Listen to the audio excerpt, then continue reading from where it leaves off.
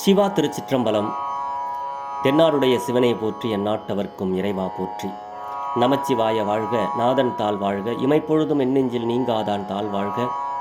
ஈர்த்து என்னை ஆட்கொண்ட எந்தை பெருமான் நம்பெருமான் சிவபெருமான் திருவடிகளை மனம் மொழி மெய்களால் வணங்கி, என் பெருமக்கள் நாயன்மார்களுடைய திருவடி தாமரைகளை இதய கமலத்துள் வைத்து போற்றிக் கொண்டு, எனது அருட்குருநாதர் தெய்வத் தமிழிசை செல்வர் வே சுந்தரமூர்த்தி தேசிகரையாவுடைய திருவடிகளை நீல நினைந்து மற்றும் அடியார் பெருமக்களது திருவடிகளை வணங்கிக் கொண்டு, இன்றைய தினம் பெரும்பற்ற புலியூரானை பேசாத நாள் எல்லாம் பிறவாத நாளே என்ற அருள் சிந்தனையில் இன்றைய தினம் நாம் சிந்திக்க இருப்பது, இன்று ஆடி அமாவாசை. ஆடி அமாவாசை என்று சொன்னாலே சைவர்களுக்கெல்லாம் நினைவுக்கு வர வேண்டியது என்ன தெரியுமா? திருநாவுக்கரசு பெருமான் கைலை காட்சியை திருவையாற்றிலே கண்டார். சிவபெருமான் திருவையாற்றில் எழுந்தருளி திருநாவுக்கரசு பெருமானாருக்கு காட்சி கொடுத்து கைலை காட்சியை திருவையாற்றிலே காண்பாய் என்று அருளி அந்த காட்சியை திருவையாற்றிலே கண்டார். அப்பொழுது அருளிய சில தருணங்களை பற்றி தான் இப்பொழுது இன்றைய தினம் ஆடி அமாவாசை என்பதால் நாம் சிந்திக்கப் போகிறோம். திருநாவுக்கரசு பெருமான் திருவடி போற்றி, தெய்வ சேக்கிழார் பெருமான் திருவடி போற்றி. தெய்வ சேக்கிழார் பெருமான் திருநாவுக்கரசு நாயனார் அருள் சரிதத்தில் ஃபஸ்ட்டு எடுத்த உடனேவே என்ன சொல்கிறார் தெரியுங்களா? திருநாவுக்கரசு வளர் திருத்தொண்டின் நெறிவாழ வருஞான தவமுனிவர் வாகீசர் வாய்மை திகழ் பெருநாம சீர்பரவல் உருகின்றேன் பேருலகில் ஒரு நாவுக்கு உரை செய்ய ஒண்ணாமை உணராதேன் என்று இந்த பாடலை தொடங்குகிறார். என்ன சொல்றாரு அப்படின்னு சொன்னா, திருநாவுக்கரசர் எனவும் சிவபெருமானுடைய திருத்தொண்டு வளர்வதற்கு காரணமான நெறியில் நின்று உலகம் வாழும் பொருட்டு வரும் ஞான தவ முனிவரான வாகீசர் எனவும் வாய்மை விளங்குவதற்கு ஏதுவான பெருமைகளை உடைய அதாவது வாய்மை விளங்குவதற்கு ஏதுவான பெருமைகளை உடைய திருப்பெயரின் சிறப்புகளை, திருநாவுக்கரசு பெருமானார் அப்படிங்கிற அந்த பேரே வாய்மை விளங்குவதற்கு ஏதுவான பெயர் இந்த பெயர். அப்படிப்பட்ட அந்த திருப்பெயரின் சிறப்புகளை, அதாவது நாவுக்கரசு பெருமானுடைய திருத்தொண்டு வளர்வதற்கு காரணமான நெறியில் நின்று, திருநாவுக்கரசு பெருமானுடைய வழியிலே நின்று இவர் நமக்கு அந்த நெறியான அந்த ஒரு இந்த உலகம் வாழும் பொருட்டு பெருமான் திரு அவதாரம் செய்தார் என்பதையும் இந்த பாட்டில் நமக்கு சொல்றார் வாகீசராக. அப்படி அந்த திருப்பெயரினுடைய சிறப்புகளை இந்த பேருலகின் கண் எடுத்து கூறுவதற்கு ஒரு நாவுக்கும் இயலாமையை, அதாவது இந்த வேலையை இவர்தான் செய்வார் அப்படிங்கிறதுக்கும் இந்த வேலையை இவரும் செய்வார் அப்படிங்கிறதுக்கும் இந்த வேலையை யாராலுமே செய்ய முடியாது இருந்தாலும் இவர் செய்கிறாரு அப்படிங்கிறதுக்கும் வித்தியாசங்கள் இருக்கு. அதைத்தான் இந்த பாட்டில் நமக்கு சொல்றாரு. ஒரு நாவுக்கும் இயலாமையை உணராதவனாகிய எளியன். யார் சொல்றது? தெய்வ சேக்கிழார் பெருமான் சொல்றாரு. இந்த திருநாவுக்கரசருடைய பெருமையை ஒருத்தராலையுமே சொல்ல முடியாது, அதையெல்லாம் எனக்கு தெரியும். உணராதவனாகிய எளியேன் நான் அவருடைய திருவடிகளை போற்றுகின்றேன், எனக்கு தெரிந்த வண்ணம் நான் சொல்கின்றேன் அப்படின்னு சொல்றார் இந்த பாட்டில், இல்லையா? திருநாவுக்கரசு பெருமான் என்னும் பெயரை சொல்லியும் அதை எழுத்துக்களால் எழுதுமே துன்பமே இல்லாத சிவப்பேறு, அதாவது சிவபதம் பெற்ற அப்பூதி அடிகளாரை நம்ம நினைச்சு பார்க்கணும், இல்லையா? ஒரு நாவுக்கும் ஒரு நாவுக்கு ஒரு நாவுக்கும் என இரு நிலைகளாக இங்கே சொல்லணும். உரை செய்ய ஒண்ணாமை உணராதேன். பெரிய நாமம் இந்த திருநாவுக்கரசு பெருமானாருங்கிறது 5 எழுத்து நாமத்திற்கு சமமானது. அப்படி பெரும் நாமம் அவருடைய அந்த பெருமைகளை சீர்பரவல் உருகின்றேன் அப்படின்னு சொல்லி இந்த பாட்டில் ஆரம்பிக்கிறாரு. இந்த பாடல் நமக்கு எல்லாருக்கும் தெரியும். நம்ம சிந்திக்க போகிறது என்ன அப்படின்னா, பெருமான் நான் சிவபெருமானை பார்த்தே தீருவேன் அப்படின்னு சொல்லிட்டு என்ன பண்ணுறாருன்னா, கைகள் தேய, நெஞ்சு தேய, காலு முட்டி தேய, அப்படியே நடந்து போய்கிட்டே இருக்கிறார். கைலாய மலையை நோக்கி போகிறார். அப்படி போகிற வழியில் சிவபெருமான் பார்க்குறாரு, என்னப்பா திருநாவுக்கரசு பெருமானார் நம்மளை பார்க்காம போகமாட்டார் போல இருக்கு, இப்படி ஒரு உறுதியோட இருக்கிறாரு அப்படின்னு சொல்லி இங்கே கிளம்பி வரார். யார்? சிவபெருமான் ஒரு முனிவர் வேடம் போட்டு நேராக நாவுக்கரசு பெருமானார் அந்த மலையில் முட்டி தேய, கால் தேய, நெஞ்சு தேய அப்படின்னு நவந்து போய்கிட்டே இருக்கிறார். அப்படி போய்கிட்டு இருக்கும் பொழுது சிவபெருமான் பார்க்குறாரு, சரி இதுக்கு பிறகு இவருக்கு நம்ம காட்சி கொடுத்துட வேண்டியது தான் அப்படின்னு சொல்லி ஒரு முனிவர் வேடம் தாங்கி அங்கிருந்து வரார். வந்து சொல்கிறார். என்ன சொல்கிறார் தெரியுமா? வரவர் எப்படி வராரு தெரியுமா? ஒரு நல்ல பெரிய நீர்மிக்க ஒரு பொய்கை, அதாவது அங்கே தண்ணியே கிடையாது, அந்த இடத்துல ஒரு குளத்தை உருவாக்கி கொண்டு அவர் ஒரு முனிவர் வடிவம் தாங்கி பாம்பை சூடிய சிவபெருமான் நடந்து வந்தார். அப்படியே நேராக கிட்ட அவர்கிட்ட சொல்கிறாரு, ஐயா நாவுக்கரசரே, அருகில் பெரும் பொருந்த சேர்ந்து, அதாவது கிட்ட போயிட்டு நேராக நின்று அப்படி ரொம்ப பரிதாபப்பட்டு அவரை பார்க்குறார். வருந்தி அவரை பார்த்தார் சிவபெருமான். அவரும் பார்க்குறாரு, இவரும் பார்க்குறார். அவரும் தம்மை எதிர்நோக்க சொல்பவராய், உடல் உறுப்புகள் எல்லாம் சிந்தி அப்படி தேஞ்சி அழுகிடுமாறு தேஞ்சி இப்படி ரத்தம் வருது, இப்படி வருந்திய நிலையில் இந்த கொடிய பாறையில் வந்தது என்ன காரணம் அப்படின்னு நாவுக்கரசு பெருமானை பார்த்து சிவபெருமான் கேட்குறார். அது சொல்றார், அழுக்கற்ற மரவுரி ஆடையும் திருமார்பில் முப்புரி நூலும் ஒளி புரிந்திய சடைமுடியும் திருமேனியில் விளங்கும் திருநீரும் ஆக குற்றமில்லாத உண்மை முனிவராய் நின்ற, அந்த மெய்மை முனிவராய் நின்ற இவரை பார்த்து பெரியோரான நாவுக்கரசு பெருமான் பேசுவதற்கு பொருந்திய ஓர் உணர்ச்சி தோன்றுது. அவரை பார்த்த உடனே அவர் கேட்குற கேள்விக்கு பதில் சொல்லணும் அப்படின்னு ஒரு உணர்ச்சி தோன்ற அவர் பேசுகிறார் அவர்கிட்ட. ஐயா முனிவரே, வண்டுகள் உலாவும் கூந்தலை உடைய உமையம்மையை ஒரு பாகத்தில் வைத்திருக்கின்ற அந்த கைலை மலையில் சிவபெருமான் எழுந்தருளியிருக்கும் அந்த ஒரு காட்சியை, அந்த தன்மையை அவருடைய அடியவனான நான் கண்டு வணங்க வேண்டும் என்ற விருப்புடன் உள்ளேன் முனிவரே. என் உளம் கொண்ட குறிப்பு இதுவாகும் என்று நாவுக்கரசு பெருமான் வந்த முனிவர்கிட்ட சொல்றார்.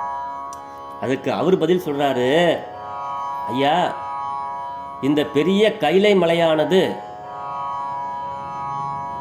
இந்த உலக மக்கள் சென்று அடைவதற்கு எளியதோ? என்ன சாதாரணமாக போயிடலாம்னு நினைக்கிறியா சாமி? அதெல்லாம் ரொம்ப கஷ்டம், போக முடியாது. கூர்மையான வேற்படை உடைய தேவர் முதலியோரும், அதாவது தேவர்கள்லாம் சென்றும் கூட பார்க்க முடியாத, அங்கே போய் சேர முடியாத ஒரு அருமை உடையதுப்பா அந்த கைலை மலை. வெம்மை மிக்க கொடிய இந்த, அதாவது ரொம்ப வெயில் அதிகமாக இருக்கிற இந்த பாலைவனத்தில், கொடிய பாலைவனத்தில் இந்த நிலத்தடை என் செயல் என்ன செயல் செய்து விட்டீர் என்பறைய, இங்கே போகணும் அப்படின்னு சொல்லி ஒரு முயற்சி நீங்கள் எடுத்துக்கிட்டு இருக்கீங்களே, என்ன செயல் செய்து விட்டீர் அப்படின்னு சொல்லி, முடியுமா சாமி உங்களால்? இதெல்லாம் ரொம்ப கஷ்டமாச்சே, இப்படி வரீங்களே அப்படின்னு சொல்லிட்டு அவர் இந்த முனிவர் வேடத்தில் வந்த சிவபெருமான் நாவுக்கரசு பெருமானுக்கு சொல்கிறார். அதுக்கு சுவாமி சொல்கிறாங்க, ஐயா மீளும் அத்தனை உமக்கினி கடன் என வினவ, தோளும் அகமும் துவளும் முன்னூல் முனி செல்ல, ஆளும் நாயகன் கையிலையில் இருக்கை கண்டு அல்லால் மாலும் இவ்வுடல் கொண்டு மீளேன் என மறுத்தார். என்ன சொல்றார் தெரியுமா பதில்? ஏன் அந்த உடல் என்னைக்கானாலும் அழியிற உடல் தான். ஆனால் என்னுடைய சிவபெருமானை பார்க்காம நான் போகவே மாட்டேன் அப்படிங்கிற அந்த உறுதிப்பாட்டை அங்கே அவர்கிட்ட சொல்கிறார். இங்கிருந்து மீண்டு செல்வதே உமக்கு கடனாகும். உனக்கு உயிர் பழைக்கணும்னா நீ இங்கிருந்து முதல்ல திரும்பி போகிறது தான் உனக்கு வழி அப்படின்னு சொல்கிறாரு. அதாவது விளங்கும் தோளின் மேனியிலும் கிடந்து துவள்கின்ற முப்புரி நூலுடைய முனிவரான இறைவர் உரைக்க சுவாமி சொல்கிறார். அதுக்கு அவர் பதில் சொல்கிறாரு, நாவுக்கரசர், என்னை அடிமையாக கொண்டவருடைய தலைவராய் சிவபெருமான் திருக்கையிலையில் இருக்கும் கோலத்தை கண்டு, ஐயா நான் அவருக்கு அடிமை, என்னை அடிமையாக கொண்டவர் சிவபெருமான், என்னுடைய தலைவர், உலகத்துக்கெல்லாம் தலைவராக இருக்கின்ற சிவபெருமான் திருக்கையிலையில் இருக்கும் கோலத்தை கண்டு, இந்த சிவபெருமான் கையிலையில் இருக்கிற கோலத்தை கண்டு வணங்கிய பின் அல்லாது, அவரை நான் பார்த்து வழிபட்ட பின்னாடி அதுக்கு பிறகுதான் நான் போவேன், அப்படி பார்க்காம நான் போக மாட்டேன் அப்படிங்கிறது தான் கோலத்தை கண்டு வணங்கிய பின் அல்லாது அழியும் இயல்புடைய இந்த உடலுடன் திரும்பி செல்ல உருபடேன். இந்த என்னைக்கானாலும் இந்த உடம்பு அழியிறது தான். அதனால் இந்த அழியக்கூடிய இந்த உடம்போடு அவரை நான் பார்க்காம நான் திரும்பி செல்லவே மாட்டேன், உருபடேன் என்று திருநாவுக்கரசு சுவாமிகள் அப்படி மறுக்கிறார். அப்போ தான் சுவாமி அங்கிருந்து அந்த முனிவர் வேடத்தில் வந்த சிவபெருமான் சொல்கிறாரு, அதாவது உய்யுமாறு தாம் எண்ணி அவர் தன்மை இன்னார் என அறிந்து, அதாவது அவருடைய என்ன தன்மையில் அவர் வந்திருக்கிறார் அப்படிங்கிறத தெரிஞ்சுக்கிறாரா. கொள்ளுமாறு நீங்குகின்ற முனிவரான இறைவர் அப்படியே லேசா விண்ணில் மறைந்து அப்படியே காட்சியை லேசா கொடுக்குறார். நீண்ட தம் மொழியில் வான் வழியாக உயர்ந்த நாவுக்கரசனே எப்படி சொல்றாரு, அந்த இடத்துல அவர் கொண்டிருக்கும் துணிவை நாம் எல்லாம் தெரிஞ்சுக்கணும். எந்த அளவுக்கு நெஞ்சு உறுதிப்பாட்டோடு இருக்கிறாரு அப்படிங்கிறத நம்ம தெரிஞ்சுக்கணும். அதுதான் தெய்வ சேக்கிழார் இங்கே நமக்கு விளக்குறார். அந்த இடத்துல அவர் நான் பார்த்தா அவரை பார்க்காம நான் போக மாட்டேன்ப்பா அந்த உடலை கொண்டு அப்படின்னு சொல்கிறாரு. அதுக்கு அவர் சொல்கிறாரு, அந்த இடத்துல அவர் கொண்டிருந்த அந்த துணிவை இந்த உலகம் அறியும், உலகம் அறிந்து உய்யுமாறு தாம் எண்ணி அவர் தன்மை இன்னார் என அறிந்து கொள்ளுமாறு நீங்குகின்ற முனிவரான இறைவர் விண்ணிலே மறைந்து நீண்ட தம் மொழியில் வான்வழியாக சொல்றார், உயர்ந்த நாவுக்கரசனே எழுந்துரு. கால் தேஞ்சி கை தேஞ்சி நெஞ்சி தேஞ்சி உருண்டு பிறண்டு அங்கே போயிட்டு இருக்கும்போது அவர் எதிர்கொள்றாரு. எதிர்கொண்டு 2 பேரும் பேசிக்கிறாங்க, சிவபெருமானும் நாவுக்கரசு பெருமானும். அப்போ இவ்வளோ தூரம் நடந்த பிறகு எழுந்துரு நாவுக்கரசனே என கூறினார். அப்படி இருக்கும் பொழுது ஊர்கள் எல்லாம் நீங்கிய உடலுடனே எழுந்து ஒளியில் விளங்குபவராகி இவர் ஒரு பாடல் அங்கே பாடுறாரு. இங்கே நிறைய இடங்களில் நம்ம இந்த பாடலை கேட்டிருப்போம். அருமையான பாடல் அது. அண்ணலே எனை ஆண்டு கொண்டருளிய அமுதே, விண்ணிலே மறைந்து அருள் புரி வேதநாயகனே, கண்ணினால் திருக்கையிலையில் இருந்த நின் கோலம் நன்னி நான் தொழ நயந்து அருள் புரி என பணிந்தார்,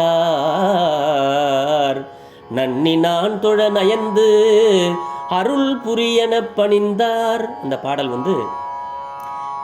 அவர் சிவபெருமானுடைய காட்சியை கொஞ்சம் காட்டின உடனே இவர் திரும்பி பாடுறார். எப்படி, பெருமை பொருந்திய தலைவரே, என்னை ஆண்டு கொண்டருளிய அமுதே,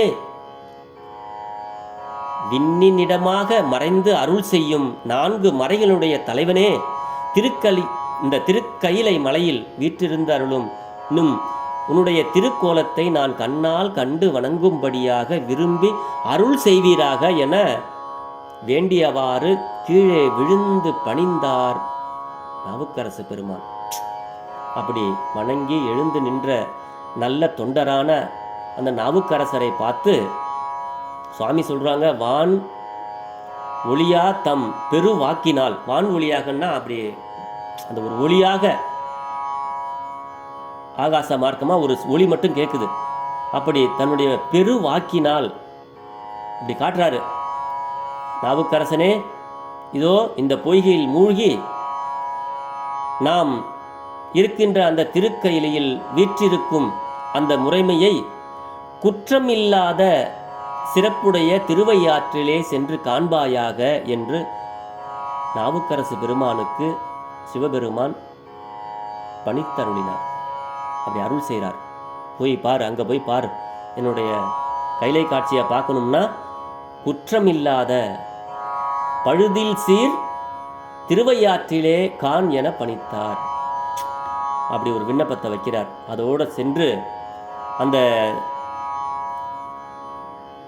ஆனேற்றினை ஊர்தியாக உடைய சிவபெருமானின் திருவருளை தலைமேல் கொண்டு வணங்கி, கையை எழுந்து வணங்கி அங்கே ஒரு பதிகத்தை பாடுறாரு. வேற்றாகி விண்ணாகி நின்றாய் போற்றி, அந்த பதிகத்தை அங்கே அருள்றார் திரு கையிலே. அந்த நின்ற அதை போற்றி திருத்தாண்டகத்தை பாடுறார். அங்கே விருப்புடன் வழிபட்டு திருவருள் வன்மை பெற்ற நாயனார் இறைவரினுடைய திரு ஐந்தெழுத்தை ஓதியவாறு இறைவர் தம் ஆணைப்படி அந்த புனித அங்கே ஒரு சின்ன பொய்கை இருக்கு இல்லையா, நீர், அதில் புனித நீர் பொய்கையில் மூழ்கினார். அப்படி அங்கே போய் அதில் மூழ்கிறாரு. அதுக்கு பிறகு முதல் தேவரான சிவபெருமானுடைய திருவருள், உலகத்திற்கெல்லாம் முதல் தேவன், தேவாதி தேவன், அப்படிப்பட்ட சிவபெருமானுடைய அந்த திருவருள், அவருடைய பெருமை யாருக்கு தெரியும்? இந்த உலகம் அறியுமா? அதை சொல்றார். பெருமையை எவர் அறிவார்? உலகமெல்லாம் வியப்பு அடையுமாறு ஞான தவ முனிவரான நாவுக்கரசு நாயனாரின் பனிமலையில் விளங்கிய அந்த பொய்கையில் மூழ்கி உமையம்மையாரை ஒரு கூற்றில் கொண்ட சிவபெருமான் மகிழ்ந்து வீற்றிருக்கும் திருவையாற்றிலே ஒரு பொய்கையின் மேல் வந்து எழுந்தார். அந்த இடத்துக்கு பேரு தான் கரையேறிய குப்பம் அப்படின்னு சொல்லி பேரு. அந்த இடத்துல இன்னமும் நாவுக்கரசு பெருமான் ஒதுங்கியதாகவும், அங்க எந்திரிக்கும் பொழுது அது கல்லோடு கட்டி போட்டப்ப அந்த இடத்துல போய் சேர்ந்தாங்க அந்த இடம். ஆனால் இந்த இடம் எந்த இடம்னா திருவையாற்றில் அங்கே இருக்கிற அந்த குளத்தில் போய் சுவாமி எந்திரிக்கிறார். அப்படி எந்திரிக்கிறார். மனம் கமழும் மலர்கின்ற, அதாவது மலர்கள் பொருந்திய பொய்கையின் கரைமேல், அங்கே திருவையாற்றில் போயிட்டு ஒரு பொய்கையில் எந்திரிக்கிறார். அது ஒரு இடம் இருக்குது. சுவாமியை கல்லோடு கட்டி போட்டப்ப அவர் ஒரு இடத்துல ஒதுங்கினார். அது ஒரு இடம். இது ரெண்டாவது நீர்நிலையிலிருந்து எந்திரிக்கிறார் சுவாமி. அப்படி கரையின் மேல் ஏறி சிவபெருமானுடைய பெருமையை தன்னுடைய அனுபவத்தின் உணர்பவராகி அவர் தெரிஞ்சுக்கிட்டார். ஆஹா, என்னுடைய இறைவனுடைய அருள் என்ன அப்படிங்கிறத உணர்பவராகி, எம் இறைவர் அருளும் கருணையோ இது, என்னுடைய இறைவன் எனக்கு அருளிய கருணையோ இது என்று இரு கண்களில இருந்தும் பொங்கி தாரை தாரையாய் கண்ணீர் உறார் சுவாமி. கண்ணீரின் பொய்கையுள் மூழ்கி எழுகின்ற தன்மை உடையவர் போன்றவராய் ஆகி, அதாவது நாவுக்கரசு பெருமான் இறைவனுடைய அந்த அருட்பொய்கையில் மூழ்கி வந்தது தான் தம் இறைவரிடத்து செலுத்தும் அன்பு பொய்கையில் மூழ்கி வந்த வகையில், சிவபெருமானுடைய அன்பு பொய்கையில மூழ்கி இங்கு எந்திரிச்ச அந்த வகையாது அப்படிங்கிற நாவுக்கரசு பெருமான். அது பொய்கை இல்லப்பா, சிவபெருமானுடைய அன்பு அப்படிங்கிற அந்த பொய்கையில மூழ்கி நாவுக்கரசு பெருமான் இந்த திருவையாற்றுக்கு எழுந்தார் அப்படின்னு சொல்றாருங்க. இறைவர் இவருக்கு அருளியது அருளாக, இவர் அவருக்கு கொடுத்தது அன்பாக அமைந்தமை இங்க நம்ம எண்ணி மகிழ்வதற்கு உரியது. புரியுதா? இறைவர் இவருக்கு அருளியது அருள், இவர் அவருக்கு கொடுத்தது அன்பு. அப்ப இறைவனுக்கு நாம் செலுத்த வேண்டியது என்ன தெரியுமா? அன்பு தான். அன்பு சிவம் இரண்டென்பர் அறிவிலார். அன்பு தான் அவர். அன்பே சிவமாவது ஆறும் அறிகிறார். அப்படி அன்பே சிவமாய் அமர்ந்திருந்த பெருமானுக்கு அன்பை நாவுக்கரசு பெருமான் கொடுத்தார்.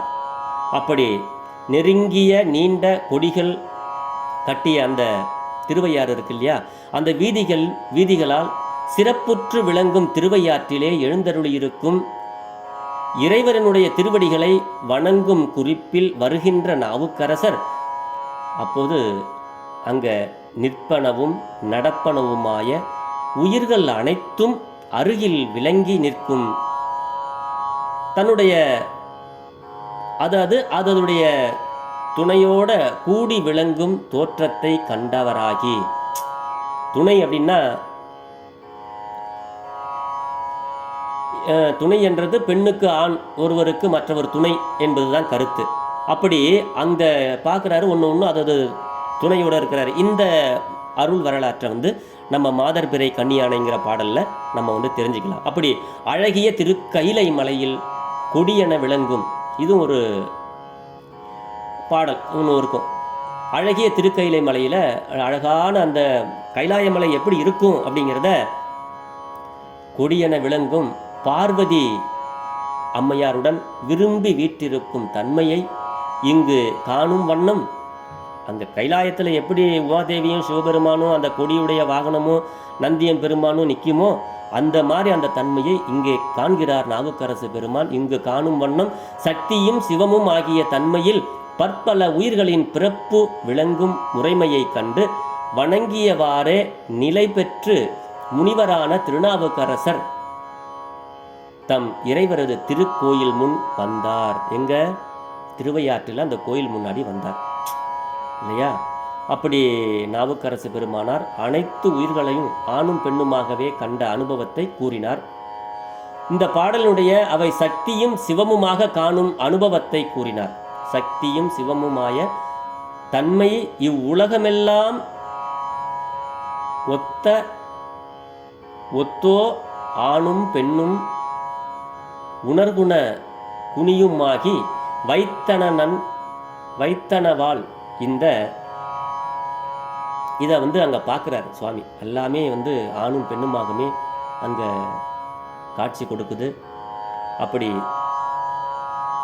தோன்றும் அப்பெரிய கோயில் திருவையாறு பெரிய கைலாய மலையாக அந்த இறைவனுடைய துண்டிற்கு ஆளாக எதிர்நோக்கி இருக்கும் திருமால், நான்முகன், இந்திரன் முதலான தேவர்கள் அனைவரும் உள்ளத்து கொண்டு அன்புடன் வழிபட அதனால் எழுகின்ற ஒளிகள் எங்கும் தனித்தனியே ஒலிக்கவும் நிலைபெற்ற மறைகள் யாவும் தனித்தனியே முழங்கவும் தேவர்களும் அசுரர்களும் சித்தர்களும் வித்தியாதாரர்களும் இயக்கர்களும் பொருந்தும் மாதவர்களும் மாமுனிவர்களும் என்னும் இவர்கள் பக்கங்களில் எங்கும் திரண்டு நிறைந்து விளங்கும் குவளை மலரையும் வாளையும் போன்ற கண்களை உடைய தேவ அரம்பையர்களின் பாடலும் முழவு ஒளியும் அழிவில்லாத 7 கடல்களின் ஒளியினும் மிகுதியாக பேருளை செய்யவும் அந்த கைலாயம் எப்படி இருக்குதுங்கிற தேவர்கள், முனிவர்கள், இந்திரன், சந்திரன், தேவ மங்கையர்கள் இப்படி எல்லாமே அங்கே இருக்கிறத அவர் காட்சியாக அங்கே காண்கிறார்.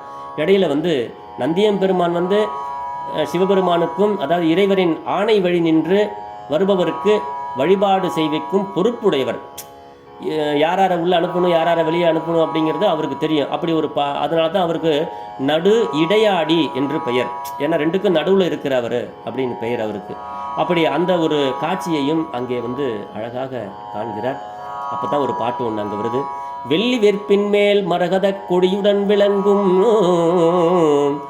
தெல்லு பேரொளி பவள வெற்பன இடப்பாகம் கொள்ளும் மாமலையாளுடன் கூட வீற்றிருந்த